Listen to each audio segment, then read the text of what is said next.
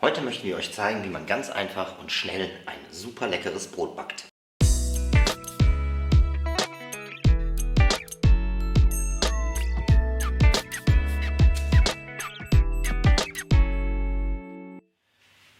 Heute möchten wir euch zeigen, wie man ganz einfach und schnell ein super leckeres Brot backt. Und dazu brauchen wir gar nicht viele Zutaten.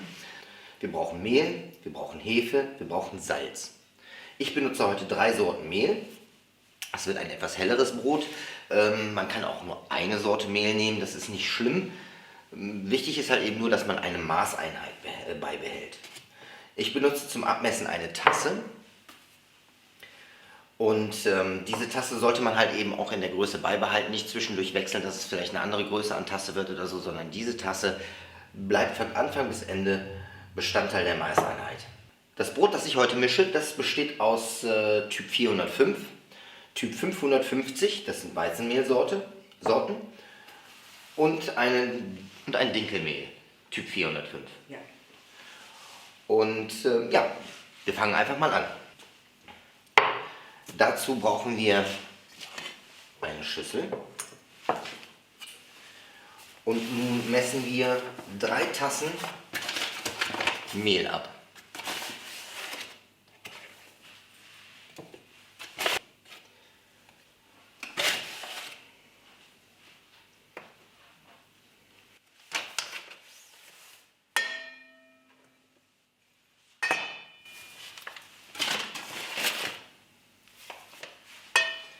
Zweite Tasse Mehl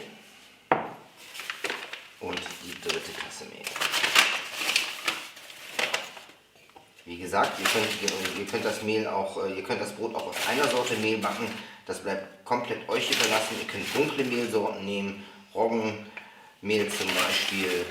Das bleibt völlig euch überlassen. Wie gesagt, es sollen halt eben für dieses Brot 3 Tassen Mehl sein. Und welche Sorten ihr dafür nimmt, ist egal. So, wir haben jetzt die 3 Tassen Mehl hier drin. Dazu kommen jetzt 1,5 Teelöffel Salz.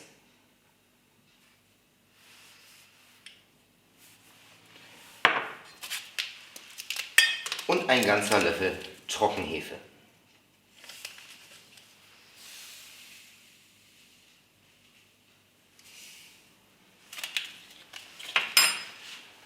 Das Ganze mischen wir jetzt erstmal vor, bevor wir jetzt gleich heißes Wasser hinzugeben.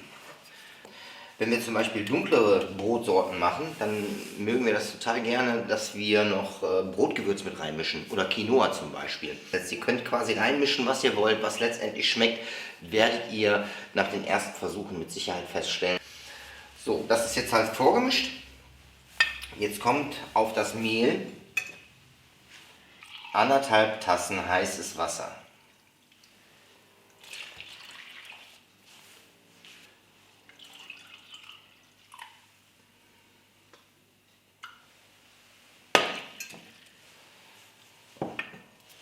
Das wird jetzt vermischt. Ja, und das heiße Wasser ist halt dazu da, dass die Gärzeit der Hefe verkürzt wird. Ja, wir vermischen das jetzt zu einem gleichmäßigen Teig. Ja, wir brauchen keine Küchenmaschine, wir brauchen keine Elektrogeräte, wir brauchen lediglich eine Schüssel, einen Löffel und die Zutaten, die ich eben genannt habe. Ja, das ist jetzt leider zum Rühren der falsche Löffel, der ist ein bisschen weich, aber wie gesagt, wir rühren den Teig halt eben durch, bis dass der halt eben ungefähr diese Konsistenz bekommt. Das Schöne an dem Teig ist, der muss nur 3 Stunden gehen. Das reicht für den Teig vollkommen aus. Ihr könnt ihn natürlich auch gerne länger gehen lassen, auch über Nacht ziehen lassen oder so, stellt ihn an einen schönen warmen Ort. Aber 3 Stunden reichen vollkommen aus für diesen Teig, um ein schönes, leckeres, super Brot hinzubekommen. Das Ganze decke ich jetzt ab.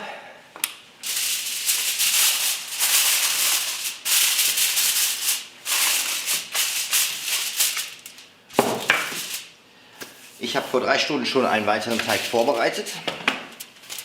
So können wir direkt mit der nächsten Phase beginnen.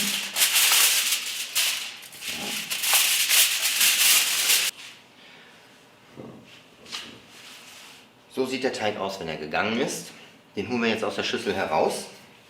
Breiten dafür ein wenig Mehl aus.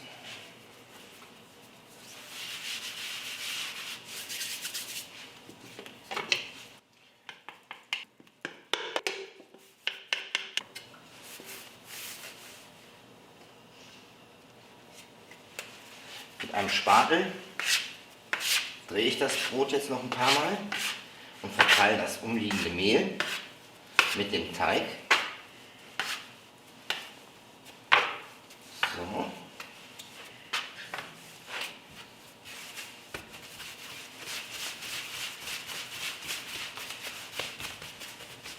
Wir formen ihn so leicht vor.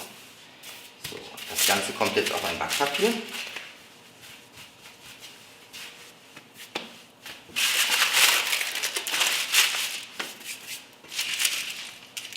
Ja, ist vielleicht ganz interessant zu wissen, dass wenn man etwas besseres Backpapier nimmt, dass der Teig dann nicht so haften bleibt. Ja, man hat das schon mal, wenn er ein bisschen feuchter ist, der Teig, dass er dann nach dem Backen halt eben an dem Backpapier hängen bleibt. Deswegen, also etwas besseres Backpapier zu nehmen, lohnt sich wirklich.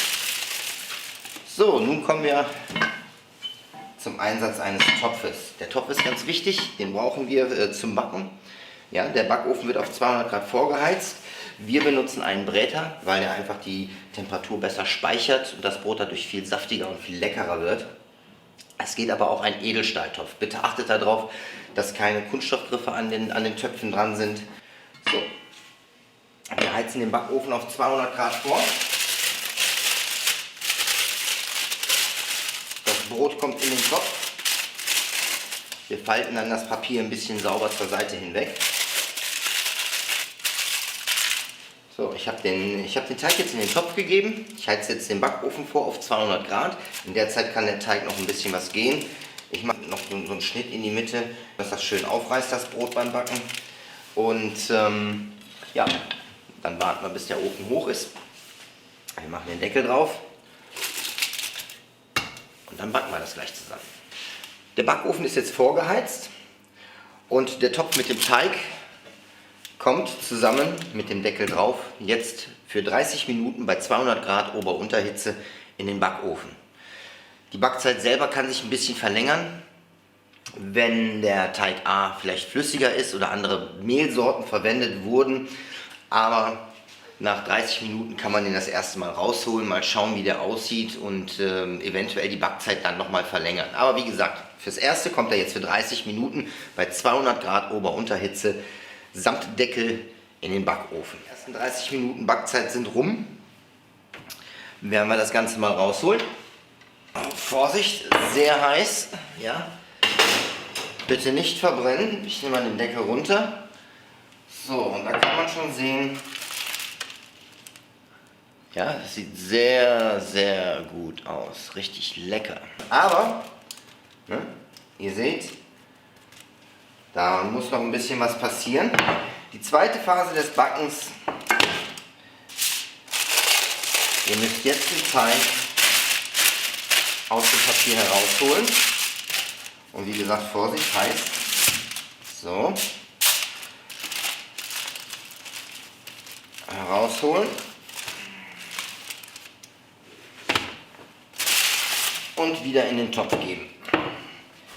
So, und dann für weitere 30 Minuten backen. Ohne Deckel, das ist ganz wichtig. Wir haben jetzt die zweite halbe Stunde ohne Deckel im Backofen bei 200 Grad. Ich werde das Brot jetzt mal kurz rausholen, einen kleinen Klopftest machen, um mal zu schauen, ob es vielleicht schon durch ist oder nicht.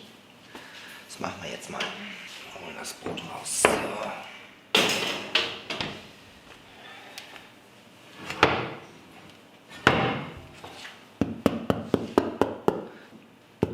So sollte es sich anhören, wenn es fertig ist.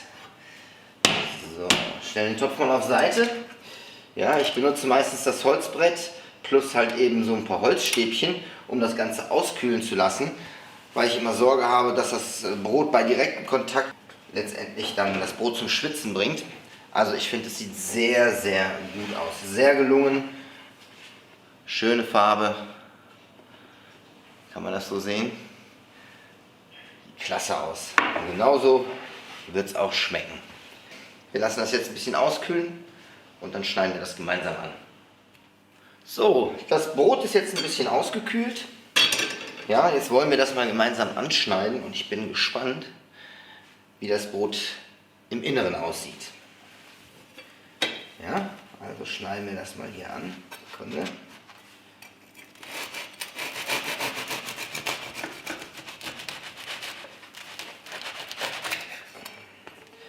Boah, mega! Seht euch das mal an. Seht euch das mal an. Wie saftig. Es dampft sogar noch ein bisschen. Ein wirklich ganz tolles Brot. Und das geht wirklich, das geht mit jeder Mehlsorte, die ihr euch vorstellen könnt. Vollkornmehl, Dinkelmehl, Roggenmehl, was ihr euch vorstellen könnt. Ob ihr dunkle oder helle Brotsorten haben wollt, das funktioniert mit jedem Mehl. Haltet euch an das Mischungsverhältnis. Wie gesagt, ganz wichtig, 3 Tassen Mehl, 1,5 Tassen Wasser und dann klappt das auch. Probiert's aus. Ich wünsche euch viel Spaß dabei. Es riecht klasse. Es sieht super. Ich halte das nochmal rein. Hört mal, wie es knirscht und wie es klasse. Ein ganz tolles Brot. Ja, wie gesagt, es schmeckt einfach klasse und es ist schnell gemacht. Eine genaue Bild-für-Bild-Anleitung findet ihr auf alles-selbstgenäht.blogspot. Dort findet ihr nochmal die ganzen Zutaten, die man braucht, wenn ihr auch dunkles Mehl haben wollt oder helles Mehl. Wie gesagt, alle Zutaten findet ihr auf dieser Blogspot-Seite von alles-selbstgenäht.blogspot. Eine komplette Anleitung. Lest es euch nochmal durch, lasst einen Like da, kommentiert bitte, wie eure Backergebnisse waren. Schreibt uns in die Kommentare, ob euch das hier gefallen hat, ob eure Ergebnisse genauso gut gewesen sind oder nicht. Ob ihr Misserfolge hattet, würde mich auch interessieren. Und ja, viel Spaß beim selber machen. Lasst es euch schmecken.